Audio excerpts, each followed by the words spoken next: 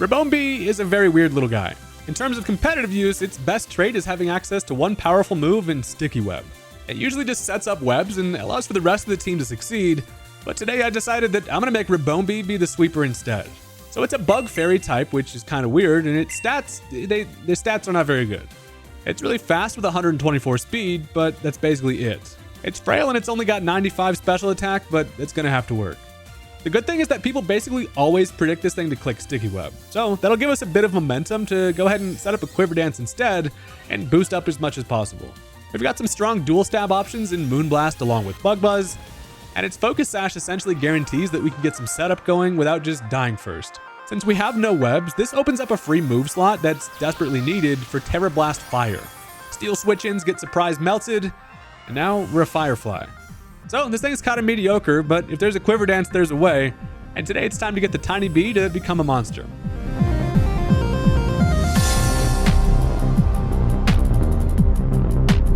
Look, is Ribombee that great as a sweeper?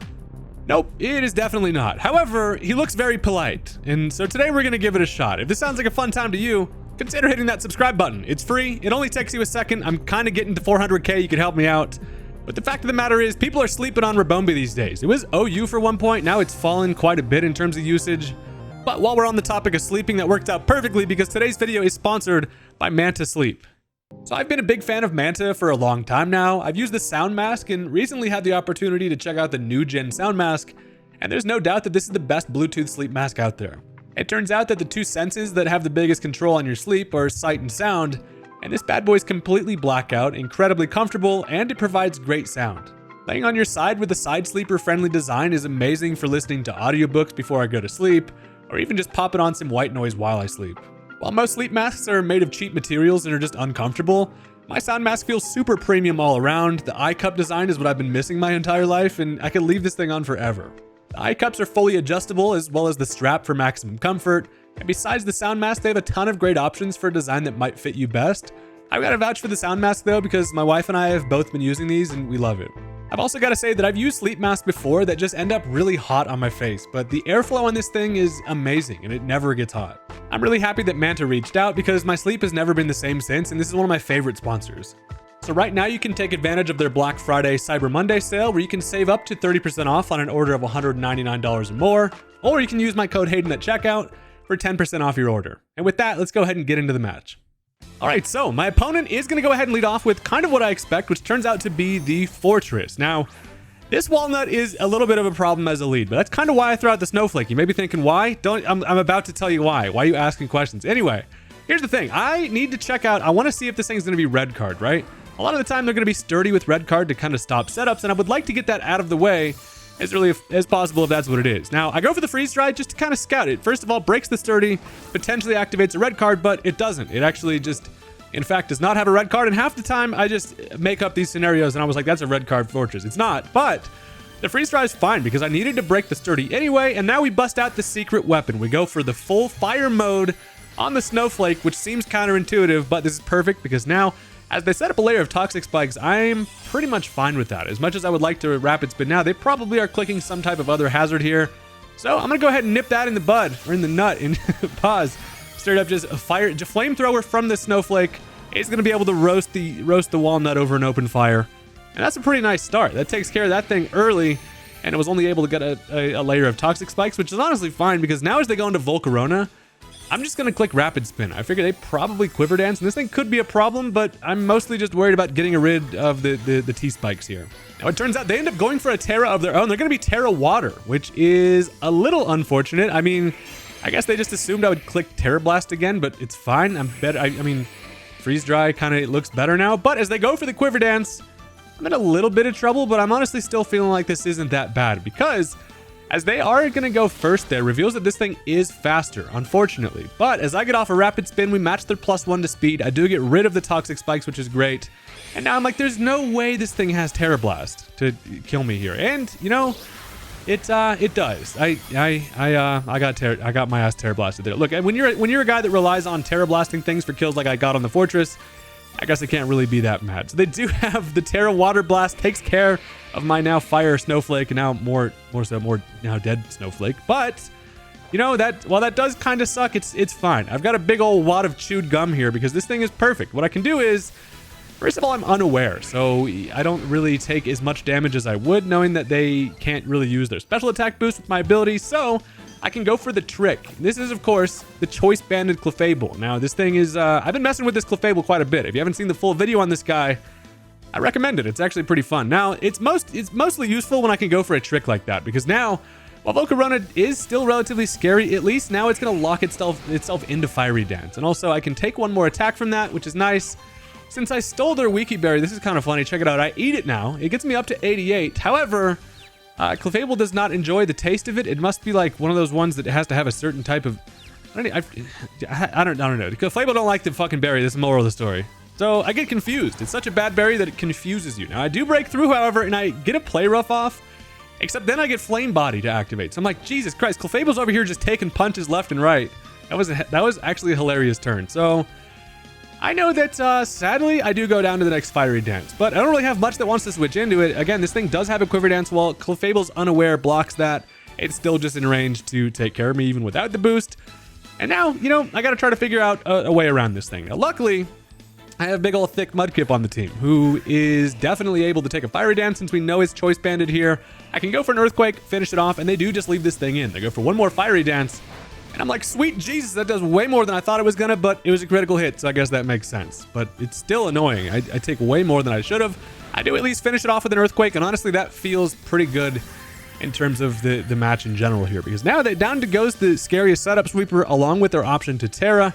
So we're feeling pretty good. We hit him with a little Swampert Shimmy. We eat some leftovers, and we're still, like, kind of healthy. So they can go now into whatever they want in terms of Revenge Switch in, and it turns out to be the Slitherwing. I go from Volcarona to standing Fighting type Volcarona, which is just unfair. This thing also is going to activate a Photosynthesis, does get an attack boost. And it's good to know that this thing's booster energy set. Now I know it's probably going to go for the first impression here. Not gonna lie, I could have switched into Garchomp there. A first impression is just gonna do a lot of damage anyway, and it just feels like Swampert was kind of the most expendable there, so I leave it in. I do get taken out.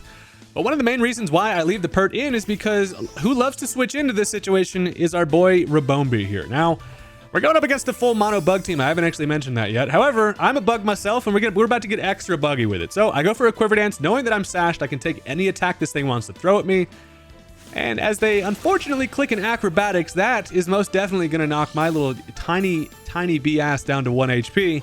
And honestly, I was really hoping that they would swap there. Now, the thing about it is, I was totally expecting them to switch out, something else die, then they could go back into the Slitherwing and then just finish me off with the first impression. However, as they stay in, that is going to open the door for us, because they leave that thing in, a Moonblast is able to take care of it. Now they've got 3 Mons left.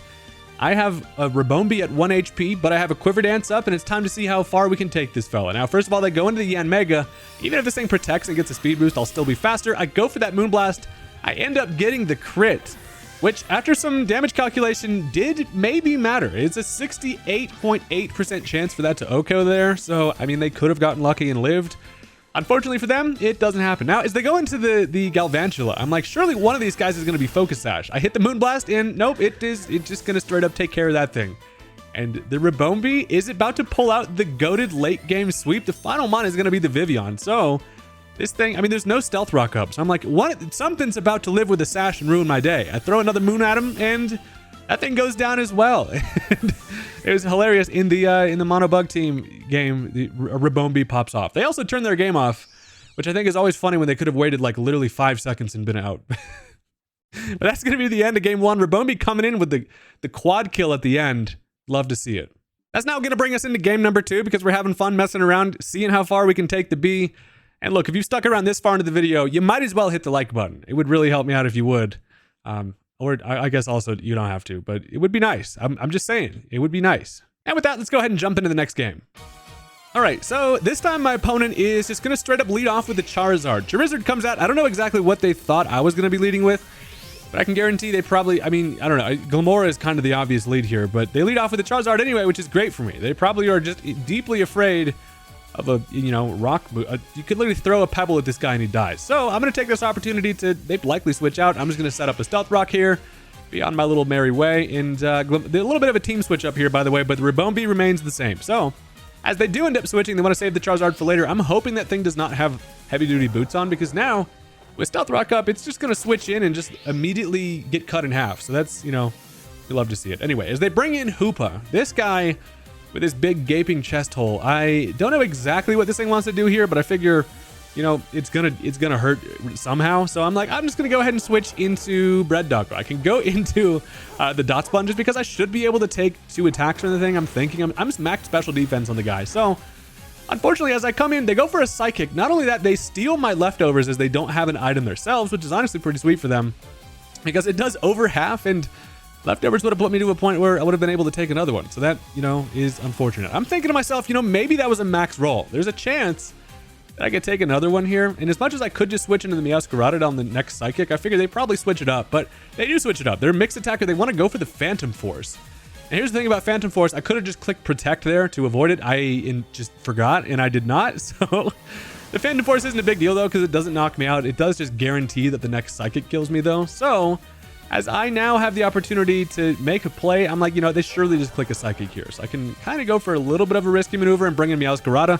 The problem about the Meowscarada switch in is that I don't really hit it that hard in return, but they don't know that. They don't know that I'm special attacking instead of the usual physical Meowscarada. So it turns out that they're going to swap themselves out. They end up bringing in the Lucario, who I'm thinking maybe wants to try to get an opportunity to set up in front of the Dot Spun, but I go into the Meowscarada just trying to expect the Psychic. Now this turns out to be a little dog versus cat situation that I was not ready for, so I'm like, I should not stay in here. So I swap the Meowscarada. Again, we still have the little secret weapon on our side, knowing that, you know, we're nasty plot with special attacks instead of the usual just flower trick guy. So as I switch into Quagsire, we also get a little bit of intel in terms of now knowing that this thing goes for an Aura Sphere. It does, you know, hit with the special attack, and it does over half also. I'm like, if everything could stop doing exactly half to me, that would be great. I decided to risk it again. I'm like, that was a max roll. I'm going to go ahead and click an Earthquake here. Choice Banded Quagsire Earthquake. We live it with 4 as they don't get the great roll there, and that was clutch. I'm not going to lie. I fully expected Quagsire to die there, and, you know, we come out on top. So I take care of the Lucario essentially for free, and that kind of opens the game for Ribombee. I kind of just worry about things like getting knocked to my sash and then that thing being, like, any type of priority, but, like, Vacuum Wave. So it's great that that thing's out of the way, and what's scary, however, is that now in comes an Iron Valiant, and it just straight up slices and dices my ass up with a Leaf Blade, which is overkill. That's going to just knock out Quagsire and his entire family. So, you know, down goes that thing, but hey, I was able to take care of the Lucario. Choice Banded Quagsire is something I'm messing around with, and it's pretty fun. But look, here's the situation. I can go into the Ribombee, and as much as I want to click Quiver Dance here, I don't really need to, and it actually would be not optimal. I want to maintain my focus at because I'm worried about priority Extreme Speed Dragonite.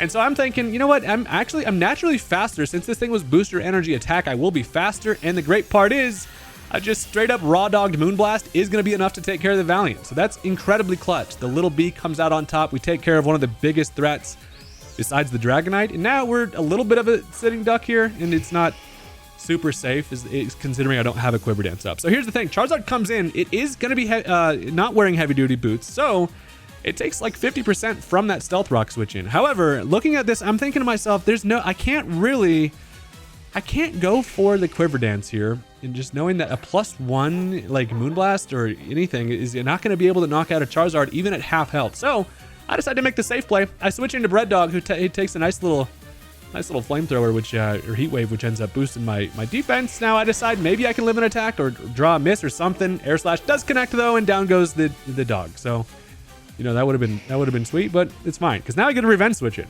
Okay, so the entire thought process at this point is that I need to get just any amount of damage that I can on this Charizard, because then if I get a Quiver Dance on Ribombee, I'll be in range to knock it out with the Moonblast. So I decide I can go into the Glimmora here. I can just click a Power Gem. If they actually stay in, they just die anyway. So I'm just going to throw a gem out and just kind of see how it goes. It turns out they are going to switch that thing, and that's kind of a little bit of a sigh of relief, because now the next time that thing comes back in, it's going to have a little bit of trouble. It's going to be on 1 HP. And as I go for the Power Gem, in comes Hoopa. Now, Hoopa's the kind of guy that looks scarier than this thing really is. I get some good damage there with a Power Gem. That definitely is going to make this thing a whole lot easier to take care of with Ribombee. So I'm like, you know what, they probably just Psychic here. I'll be faster though, so I can get one more Power Gem off. And at this point, I'm mainly worried about a Terra. Like, the Ribombee is kind of my win condition here, but they still have the use of a Terra. As they finish me off with a Psychic, down goes Glimmora, but I'm like, okay, if I play my cards right on Ribombee, as long as there's no super kind of sneaky defensive Terra, we might be able to finish the team off here. So This is, of course, going to be an inviting switch in to the Ribombee. Now, their team is pretty fairy weak at this point, and it feels like I could go Ribombee here. And again, as much as I want to click Quiver Dance, I can't really afford to do so because here's the thing. If they go for any move that gets damage on me here, and then I get Terra normal extreme speeded from Dragonite, I just lose Ribombee. I need to maintain that sash. So instead of setting up, I go for the Moonblast, and we're just raw dogging Moonblast out here. So that takes care of the Hoopa, which is sick. In comes the Dragonite, and now we finally get to see the threat. So it's not going to be heavy duty boots. We break the multi-scale there with the Stealth Rock switch in. However, just the fact that they can go for a Terra here scares me. So what I decided to do is this. I'm going to switch into the Bronzong because I kind of want to see what they do here. Turns out they just go straight up for an extreme speed. Bronzong comes in, it does like nothing, and that's perfect. While Bronzong is a great defensive answer, I don't really threaten this thing offensively because, of course, I am double dance setup with Stored Power Calm Mind and then Body Press friggin' Iron Defense. So they end up swapping. They're going to bring back in the Zard. As this thing does live with 1 HP because it has an odd amount of HP. I go for a Calm Mind here. Now, this is an interesting kind of scenario, right? So the Dragonite is still a problem. Luckily for me, it switches in and has to take more Stealth Rock. But I'm sitting here thinking, even with a Calm Mind, I can take an attack from this thing and then finish it off. But what that does is potentially allows them to go into Roaring Moon, and then Roaring Moon could be able to set up with Dragon Dances, and I could be screwed by that thing. So here is essentially the plan. What I want to do is get Ribombee in versus this Charizard, because the plan is in the long run to be able to go for a Terra Fire, and then I can live a Heat Wave after a Quiver Dance, and then once I'm set up, I should be able to live in Extreme Speed as long as it's not Terra Normal. So I decide to, for the greater good, I switch into Meowscarada as a nice little sack switch here. And that thing's kind of just like, it would have been decently nice. I honestly think that the Roaring Moon probably gets a speed boost as it switches in. So I decide that thing's expendable, and now I get the matchup that I was looking for. I go Ribombee. I'm going to go for my Terra Fire, and it's kind of come down to this set of plays here. Is this probably the right set of plays? I don't know, but that's what I'm doing anyway. So I go for the Terra Fire. I know that I'll be able to outspeed, and what's important is that after my Quiver Dance, I bait this thing into clicking Heat Wave, right? Most likely. So I'm thinking I get a resisted Heat Wave after my +1 to special defense. It shouldn't do a terrible amount of damage, and then the hope is that I could maybe deal with the worst case scenario being the Terra Normal boosted extreme speed from the Dragonite. If it's Adamant Max Attack, it'll probably still knock me out anyway, but this is the play I'm going into because then that forces the Roaring Moon to kind of either something's going to Terra, and I'm just afraid of what it's going to be. Anyway, though, I'm able to finish off the Charizard. Down it goes to a Moonblast, and now they're down to the 2 Mons left. So it's going to be the Roaring Moon that they bring in first. So I'm sitting here looking at this Roaring Moon thinking, okay, well, if this thing Terras defensively here, if it's going to be something like Terra Steel, it's going to be scary. It does get a Photosynthesis boost. It's going to be just attack, so I will be faster than it, which is sick. And I'm just going to, as much as I want to predict a Terra Steel and go for a Terra Blast, I go for the safe option. I click the Moonblast. They do not Terra. That's going to be able to take care of the Moon, which is amazing. And one of the reasons why I switched out Bronzong earlier was that it was my best matchup versus Dragonite, especially if it goes for a Terra Normal, because now that I have a super effective body press. So as they go into the Dragonite, I just click the Moonblast. They are going to go for the Terra. Pretty much as we expected. I'm thinking it's got to be Terra Normal boosted extreme speed, as most Dragonites are these days. Turns out to be Terra Steel. So, you know, that's a curveball right there. It's still going to now resist a Moonblast of in extreme speed. Wouldn't be able to kill me. They decide not to click the extreme speed because it doesn't kill at that range, I guess. But Moonblast doesn't kill it. And they finish me off with a Dragon Rush, which is crazy to see also. So that Dragonite just threw some curveballs at me. While Ribombee goes down, my final Mon being Bronzong is basically the best thing to deal with this, because especially since the Terra was Steel anyway, has super effective body press, should be able to finish it. There's basically nothing Dragonite can do here to knock me out, barring a crit. So all I got to do is connect on a body press, and that's GG's. They go for a Dragon Rush. Hubcap's able to just shrug that off, and a body press is going to finish it. So that was kind of a crazy game. It was... Sometimes I feel like I get into my head far too much about expecting people to do things, and they just don't even have it, but... You know, it's fine. We're able to come out on top, just barely. Shout out to the Bronzong there. And that's a pretty fun game. I got some ridiculous Mons on this squad, and it doesn't, they're kind of, it's a weird team, but it's still fun to use. And for that reason, that's going to bring us into one more little bonus match action. And this one is a very interesting one as well, against a team that's got some pretty crazy wild cards. I'm not going to lie. I see things like a Low Kicks on a squad along with a Reggie Drago, and things are getting crazy. So with that, let's go ahead and just jump into this next match.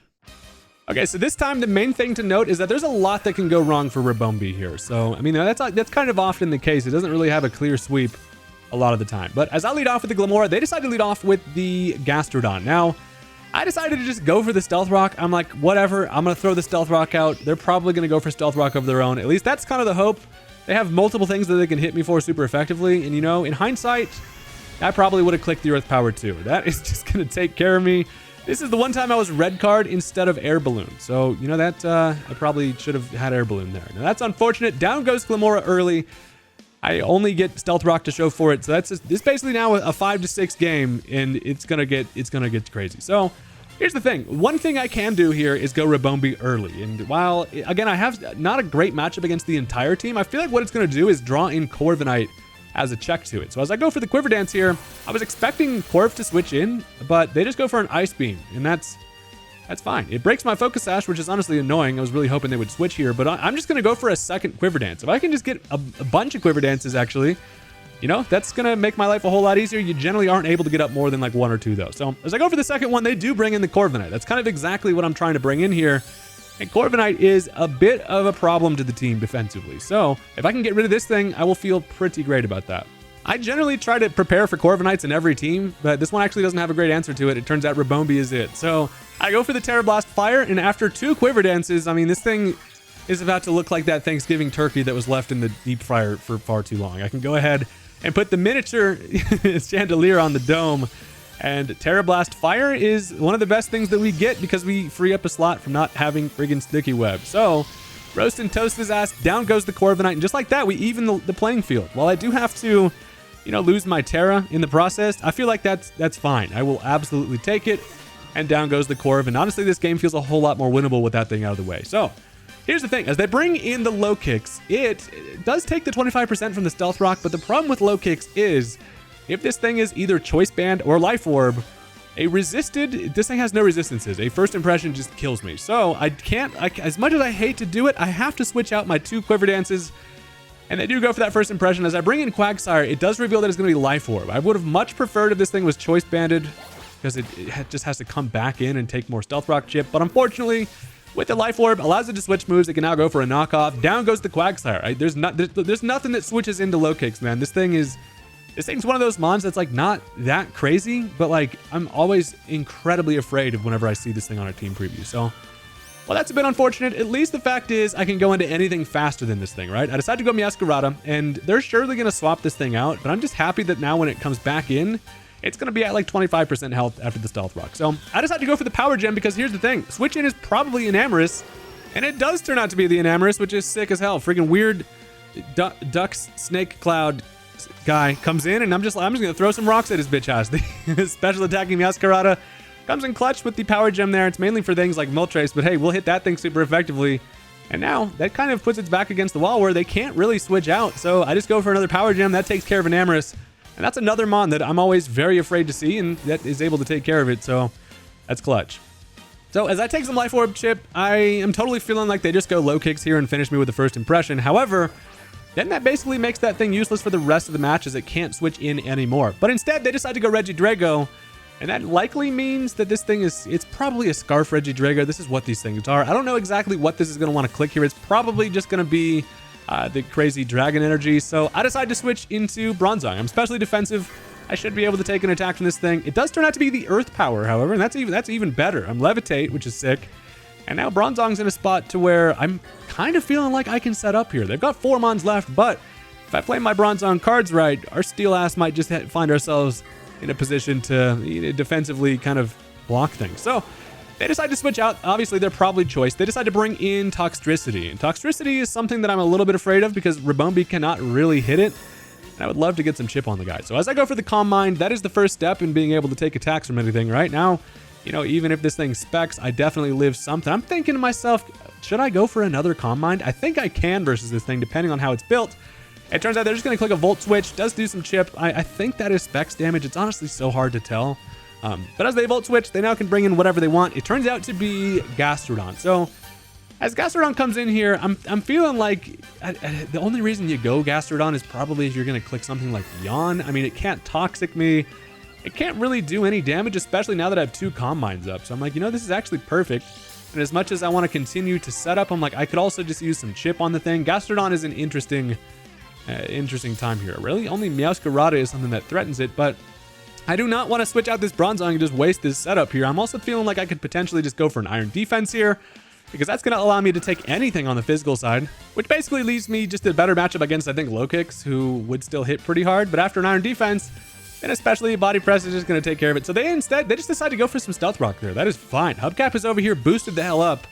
I am now +2 defense, +2 special defense, +2 special attacks. The stored power is looking pretty stored powerful. I can decide to either go for that. If they want to make the risky play and go into the low kicks, I decide to let them have it, because I personally don't have my ball. This guy's got balls of steel, because they do end up switching and they do bring in the low kicks. On the dark type comes in on the stored power. Hey, low kicks is generally not the guy that switches into stuff, but you know, they make the correct play there. Kind of the obvious stored power. Should have gone for the body press. I knew that was an option.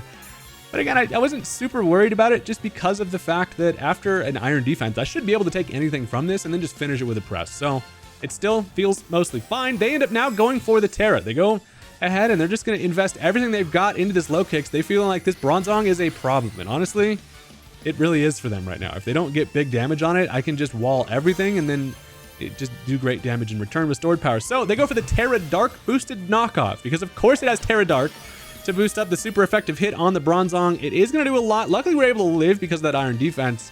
And also what's nice is that now I go for the body press. So that is going to eliminate the low kicks, which is great, because that thing would have been able to switch in again and now losing its bug typing. But that's going to take care of it. Down goes low kicks, thank God. And Bronzong clutches that one out for us. Now, unfortunately, I feel like I just lose a little bit too much health there from that. You know, they did have to use up their Terra, which is something important to remember for the late game here. So they bring in Toxicity. If I could get a stored power off on this thing, I would be so happy. They go for the overdrive. Sadly, that's going to be able to take care of it. I'm feeling like Specs, you know, the low kicks put me in range. So you hate to see it. Down goes the Bronzong, but I was able to at least kind of save the day, at least momentarily, because now, you know, Meowscarada can come in without having to worry about low kicks switching in and first impressioning my ass. So I decided to basically just now go for the Dark Pulse. They've got 3 Mons left, going to be the Regidrago, the Toxicity, and the Gastrodon left. So as they swap out the Toxicity, they decide to bring in Regidrago, and that's, I'm feeling like, okay, I think a Raw Dog Dark Pulse might just be a 2-hit KO here, especially when we factor in that Stealth Rock switch in.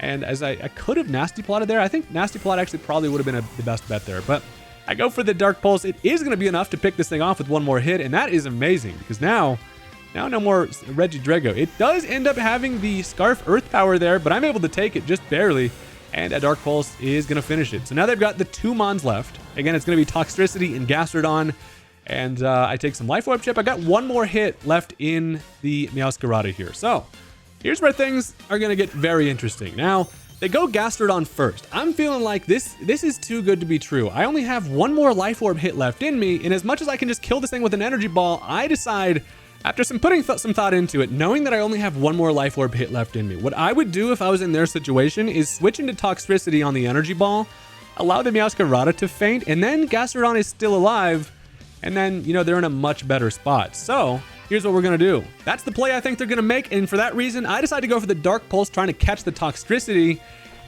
But instead, they just straight up stay in, and the Dark Pulse is not going to be able to kill the Gastrodon. I then knock my Meowscarada out to the Life Orb, and that is a monumental-ass misplay, because this freaking snail just left itself on a platter for me to knock out with Energy Ball, and it doesn't end up happening. I often find myself in spots of these over predictions, and I should really just go for anytime I'll go for the safe play, it's like I should have made the prediction. It's like a 50-50 coin flip. I lose the coin flip there, but the game is not yet over. This is still winnable. Maybe, right? Because I still have the Ribombee left. As much as I can't really set up a Quiver Dance with it, I decide only thing I can really do is go into Bread Dog. I couldn't go Ribombee because I couldn't Quiver Dance or do enough damage to the Gastrodon to take care of it. So I just go for the Play Rough as my best means of damage here. The bad thing about Toxicity is it switches in and just takes a Play Rough super easily. It takes either of my attack options here. Play Rough is going to do some chip to it. It gets it down to half, but I'm feeling like, honestly, I might have it in range to where Ribombee can finish it off with the only thing I can hit it neutrally with is the Terra Blast Fire. So it's coming down to this last kind of turns here. So they decide to go for that Sludge Bomb. That is going to be able to take care of me. Down goes the freaking Fairy type Bread Doggo. And now I've got myself in a 1v2. We got Ribombee versus the Toxicity and the Gastrodon. So I'm kind of, it's a unique scenario, because had they not had any hazards up, and if I thought this thing wasn't Specs, I was like, maybe if I could come in and get up a Quiver Dance and boost my special defense, I could take an attack. But the only thing I can really do is just go for the Terra Blast here. Without any boosting, I'm thinking a Terra Blast still probably knocks this thing out. The problem is, then we have ourselves in a 1v1 versus Gastron, who should be dead, mind you, if it wasn't for my misplay. And now that, honestly, the forbidden 1v1 has come down to basically solidify the match here. So, but there's a few things that I consider that I could do here. Now, I could Quiver Dance. That's going to boost my special attack and special defense and maybe allow me to live in Earth Power. But honestly, a super effective Earth Power, even at +1, is not going to be able to, I'm not going to be able to tank it. So I decide my best bet is to go for the Moonblast. I do get the crit, but it doesn't turn out to be enough. I thought maybe this crit and a special attack drop might allow me to live in Earth Power. Nope, that's definitely going to be able to take care of Ribombee. And that's a good showcase of how one misplay on my end basically solidified the W on their end. And honestly, still a really good match. I really thought they were going to swap that thing and just let Meowscarada kill itself, but with the Life Orb. But sometimes, you know, it's the way it goes. Makes a misplay still, regardless, a really fun match. And it was a good time. So look, thank you guys very much for watching. I do appreciate the support. And I will catch you guys next time. Peace out.